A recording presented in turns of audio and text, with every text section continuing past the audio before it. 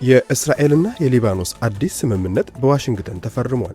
ነገር ግን ስምምነቱ የተኩስ አቁምን ከሄዝቦላ ትጥቅ መፍታት ጋር በማያያዙ የሄዝቦላ መሪ ናኢም ቃሲም ውሳኔውን ፈጽሞ ዋጋ የሌለው ሲሉ ውድቅ አድርገውታል።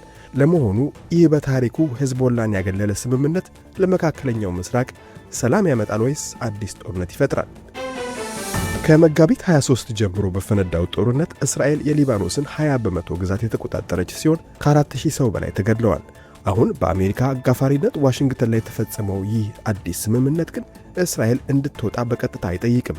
ይልቁንም የእስራኤል ወታደሮች ቀስ በቀስ እንዲወጡ የሚደረገው የሊባኖስ ጦር የሀገሪቱን ሉዓላዊነት ተረክቦ ህገወጥ ታጣቂዎችን ማለትም ሄዝቦላን ትጥቅ ሲያስፈታ ብቻ ነው ይላል። ለዚህም እንደ መሞከሪያ የሚሆኑ ሁለት ቀጠናዎች ተለይተዋል።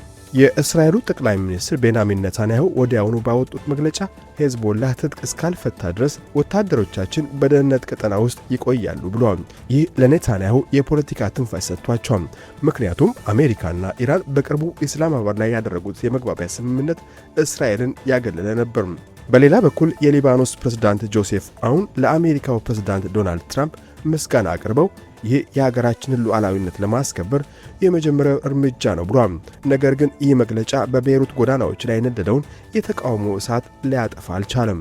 ምንም እንኳን ሄዝቦላ በድርድሩ ጠረጴዛው ላይ ባይኖርም የሱ ውሳኔ ግን የጦርነቱን መጻኢ ዕድል ይወስናል። የድርጅቱ መሪ ናኢም ቃሲም ቅዳሜ ዕለት በሰጡት መግለጫ የእስራኤልን መውጣት ከተቃውሞ ጎራ ትጥቅ መፍታት ጋር ማያያዝ ሁሉንም ቀይ መስመሮች የጣሰ አደገኛ አካሄድ ነው፣ ስምምነቱም የውርደት ነው ብለዋል። በሊባኖስ ፓርላማ የሄዝቦላ ተወካይ የሆኑት ሐሰን ፋድላላ ደግሞ የሊባኖስ መንግስት ይህንን ስምምነት ለማስፈጸም ቢሞክር ሀገሪቱን ወደ እርስ በርስ ጦርነት መክተት ይሆንበታል ሲሉ አስጠንቅቀዋል። የአሜሪካ የውጭ ጉዳይ ሚኒስትር ማርኮ ሩቢዮ ስምምነቱን የመጀመሪያ ሲሉ ፈታኝነቱን አልሸሸጉም። አሜሪካ $100 ሚሊዮን ሰብአዊ እርዳታ ፈቅዳለች። ነገር ግን ተንታኞች እንደሚሉት ይህ ስምምነት አሜሪካና ኢራን ሰኔ 15 ካደረጉት የኢስላማባድ ስምምነት ጋር በቀጥታ ይጋጫል።